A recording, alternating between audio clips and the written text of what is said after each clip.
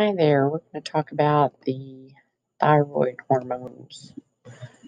This is a group of hormones, so that includes TRH, TSH, T3, and T4. So these are going to be several hormones that we're going to talk about. And again, because we're going to talk about all of them, here are their names. So you've got thyrotropin releasing hormone, also known as TRH, thyroid stimulating hormone, also known as TSH. T3 is triiodothyronine. Tri meaning three, iodine is what that's referring to. So really what that's telling you is you've got a molecule that contains three iodines. And then T4, tetraiodothyronine, which is telling you it's got four iodines in there. Now the other name for T4 is also thyroxine. And just to make sure everybody's on the same page here, anytime you hear the word metabolic hormones, it's specifically talking about T3 and T4. Also, they could just be called the thyroid hormones.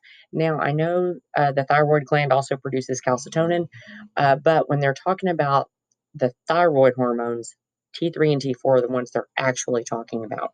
So again, the T3 and T4 are your metabolic hormones. Again, also known pretty much as your thyroid hormones. Don't forget about calcitonin, but that was in a previous discussion. So again, some things we're going to be talking about. We will be discussing diseases and disorders for this particular discussion. So what's the stimulus? Well, we've got a couple of different hormones, so they're going to have different stimuli. Just to remind you all, if you haven't seen the video on somatostatin, growth hormone inhibiting hormone, when you get to that one, we're going to mention this again, but somatostatin inhibits the secretion of TSH. So just to kind of keep that in mind. So what is stimulating these hormones? Well, TRH, now keep in mind, TRH is being secreted from the hypothalamus. So this is really the ultimate stimulus because everything else just kind of dominoes into the release of T3 and T4. So it's got to start somewhere, and this is where it starts, at the hypothalamus with the secretion of TRH, thyrotropin releasing hormone. So what causes thyrotropin releasing hormone to be released from the hypothalamus? Believe it or not, cold environments, just being cold, low metabolic rate. And if you think about that, they kind of go together. Stress and low levels of T3 and T4. So you've got this negative feedback loop here.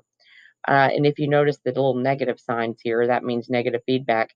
So if there's not enough T3 and T4 in the blood, that's going to also stimulate the secretion of TRH.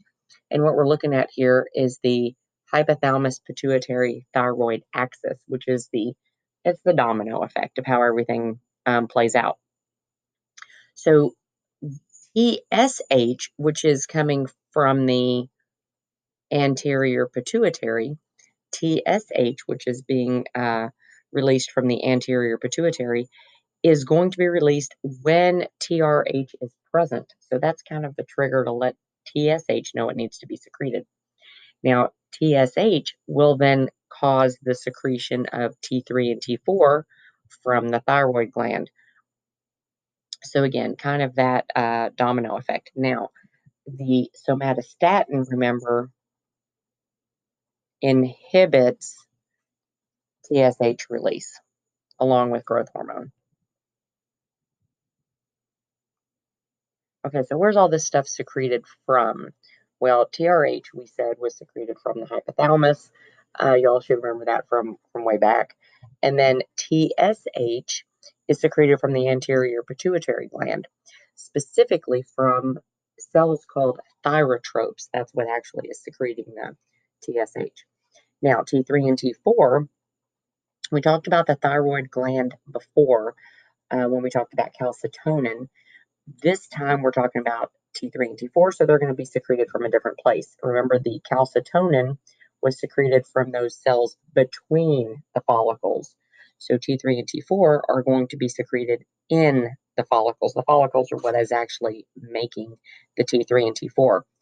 T3 happens to be more active, by the way, but you don't have as much of it. So you've only got about 10% of the thyroid hormones. And by that, we're talking about T3 and T4. About 10% is the in the version of T3, but it's very potent. T4, not as potent, but you have quite a bit more of it in the bloodstream in comparison to T3. So how are the thyroid hormones made? So you've got iodine, which is in the capillary. Now, how did it get there? Iodine, and we'll talk about tyrosine in a minute. Iodine and tyrosine are things that you're going to obtain through your diet. So it's going to be food related. You've got to get these uh, through ingestion. And you really only need for iodine. I was just kind of putting this out there. You don't have to know that.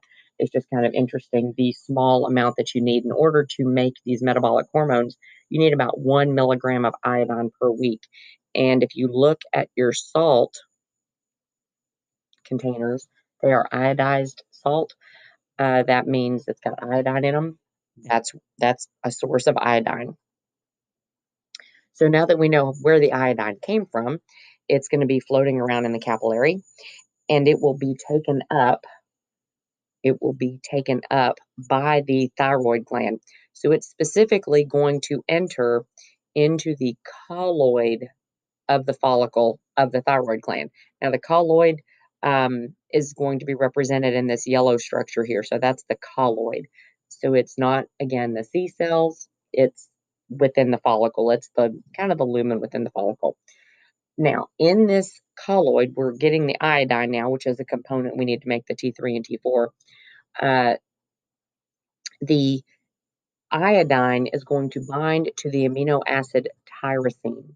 And when you get enough iodines that are going to bind to the tyrosine, you can have 1 iodine or 2 iodines or 3 iodines, you get T3. 4 iodines bind to that tyrosine molecule, you get T4. And then the T3 and T4 are going to leave the thyroid gland and end up in the bloodstream where they can go and meet up with their target cells. So the target cells are the organs that receive the T3 and T4. It's basically all cells in the body. So I can't even tell you all of them. There's so many of them. We're just going to say regulates all cells in the body, and that's pretty much what it does. The result is it increases metabolic rate and increases body temperature. So you can kind of think about this as going along with your sympathetic nervous system, your fight or flight response. Okay, so when that gets engaged, this is going to increase your metabolic activity. Okay, some of the specific target cells, just putting this out here, just so you guys keep in mind, it is going to the heart, so it's going to have a little bit of heart control, liver, bone, central nervous system, muscle. So again, it's going to target a lot of organs, everything, all cells in the body, and especially again when you're in that fight or flight mode, this is really going to be activated. I just put this on here just to show you how broad this T3 and T4 act. I mean, they act on all the different organ systems, all the different cells. We're not going to get into all that. You can take a look at it if you want to. The main ones, again, that we're going to refer to for test purposes are it increases your metabolism, basal metabolic rate, and it increases heat. So these are the 2 that we're going to focus on. But you can look through here and see a lot of these that are dealing with your sympathetic innervation. This goes right along with it. Okay, so what class is T3 and T4? Now we are not going to talk about the class of thyrotropin releasing hormone or thyroid stimulating hormone. We're not going to worry about those. We're just going to talk about T3 and T4. And they are an amine hormone because they come from the amino acid tyrosine. And you can kind of see here, triiodothyronine has a similar structure to tyrosine, and you can see the 3 iodine molecules. Whereas T4 has got the 4 iodine molecules with the base structure of tyrosine. Now, what are some diseases and disorders? One of them would just be iodine deficiency, right? If you don't have any iodine, you can't make T3 and T4. So it is an element that is required for the production of the thyroid hormones, T3 and T4. It's found in various foods, and again, you can get it through salt. If you buy that version of salt, they do have de-iodized salt. If you don't have a thyroid gland, you don't need the iodide version of the salt. So people who have no iodine, no thyroid gland probably may not be using the iodized version of the salt. So with iodine deficiency, what you end up doing is it causes a goiter, which is an enlarged thyroid gland. And that can then lead, that's called hypothyroidism because you're not making enough thyroid hormones. Believe it or not, it can even get into intellectual disabilities, and and that can even affect infants, the fetus, if the mother is iodine deficient. So when we're talking about hyperthyroidism, hyper means too much. So this is when you have an overactive thyroid. It produces too much T3 and T4. The causes for hyperthyroidism is most common is Graves' disease, and then you also have goiter, which can also lead to an overproduction of thyroid hormones. We talked about a second ago where it leads to an underproduction of thyroid hormones. So the interesting thing with goiter is just because you have an enlarged thyroid gland does not always, you can't look at that and say, oh, okay, this is caused from hyperthyroidism, because it could be just as easily caused from hypothyroidism. Let's go back a slide. What is happening? You're like, well, how can you have goiter, enlarged thyroid gland, in both instances?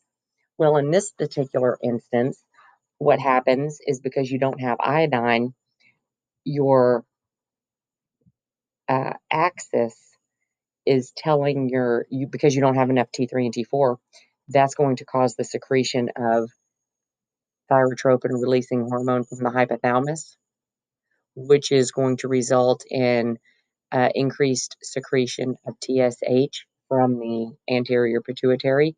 And that TSH is going to go to the thyroid gland, and it's going to continue to go to the thyroid gland, causing the thyroid gland to get larger because it's accumulating TSH.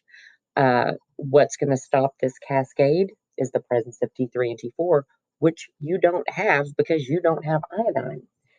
So it's your body is continually telling that thyroid gland to produce T3 and T4, which is going to lead to goiter because it's accumulating the TSH. Now, hyperthyroidism, oh my gosh, we have goiter again, because you're overproducing the T3 and T4. So you have too much T3 and T4 production, which again is occurring within the thyroid gland, which is going to make the thyroid gland bigger. So it's kind of one of those things where goiter could either be hyper or hypo. So just to kind of give you an idea, I probably should have told you, watch out. This is could be kind of like a realistic picture, but just to give you an idea about what Graves' disease is, this is the one where you kind of see the bulging eyes. So Graves' disease is usually associated with bulging eyes, but you can see there's a lot of other characteristics of Graves' disease as well. It even includes heart. Of course, you've got the goiter involved as well, because again, it's hyperthyroidism. Here's another picture with goiter, and this is the enlarged thyroid gland. You can see the outline here, which shows you the shape the thyroid gland should be, and with it being enlarged, that's what a goiter is called. Okay, now hypothyroidism is an underactive thyroidism, meaning it's not producing enough of its hormones. And this could even go back all the way to, we're not going to talk about it, but I mean, it could even go back all the way to the hypothalamus not releasing enough thyrotropin releasing hormone. It could even go to the anterior pituitary where it's not releasing enough TSH. So it may not necessarily be a problem with the iodine levels. So anywhere along this axis, if something's not being produced in adequate quantities, could result in hypothyroidism, just like hyperthyroidism could actually result in, again, anywhere along the way, too much hormone being produced from either the hypothalamus, anterior pituitary, or the thyroid gland. I just gave you the common ones. So again, hypothyroidism, the common one is Hashimoto's disease, which is an autoimmune disease. So that means it's attacking its own cells. Well, what is it attacking? It's attacking the thyroid gland. And it slowly destroys the thyroid gland, which again, if you don't have a thyroid gland, you're not going to be able to make those hormones. So again, I'm just giving you the common ones here. And that is it for the thyroid gland.